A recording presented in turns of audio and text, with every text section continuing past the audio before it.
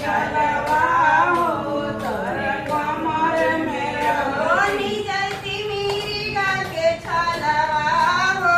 तोरे कमर में रहती बन जैता मिर्गा के छलवा हो तोरे कमर में रहती कमरा के पगली बनावला हो भोला पत्थर पूजवा हमरा के पगली बनवला हो भोला पत्थर पूजवा जब हम जंती भोला पत्थर पूजवाइबा जब हम